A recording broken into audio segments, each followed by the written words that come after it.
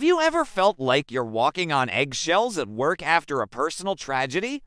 Imagine being Mark, a recent widower, hearing his supervisor say, "We need someone who isn't always leaving for emergency pickups." It's a gut punch, not just because it's insensitive, but because it feels deeply unfair. This isn't just a story, it's a reality for many men navigating grief while trying to hold down a job and care for their children. The silent struggle is real, but so is the power you have to fight back.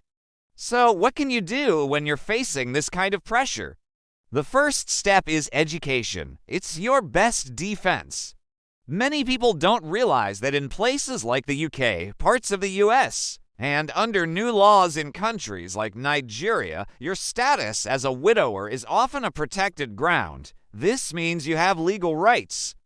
For example, some regions have new bereavement acts that give fathers a day-one right to paternity leave if the mother passes away, completely removing the old 6-month waiting period.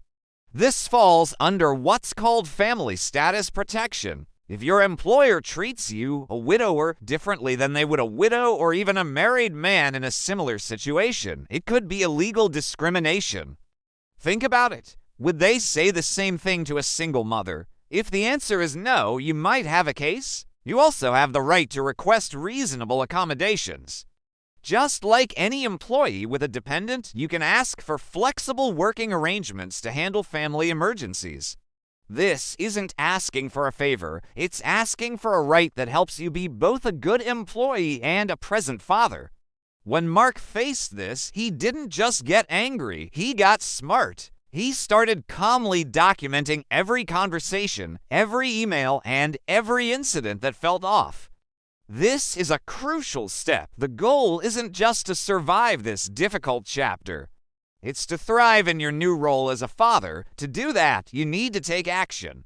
This might mean joining a workplace advocacy group or connecting with other parents who understand your situation. Building a support network is vital, not just for emotional support, but for practical advice too. Imagine this. Mark is at the park with his kids. Someone gives him that familiar, suspicious look, the one that questions if a dad can handle it alone. But this time, instead of feeling shame or frustration, he smiles back confidently. He knows his worth. He knows his place is right there with his children. He's not a substitute parent. He is the parent. To get to that place of confidence, you need to be prepared.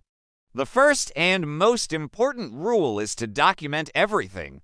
Save emails and text messages that even hint at bias against your family status. Create a paper trail. If you get passed over for a promotion right after your loss, don't just accept it.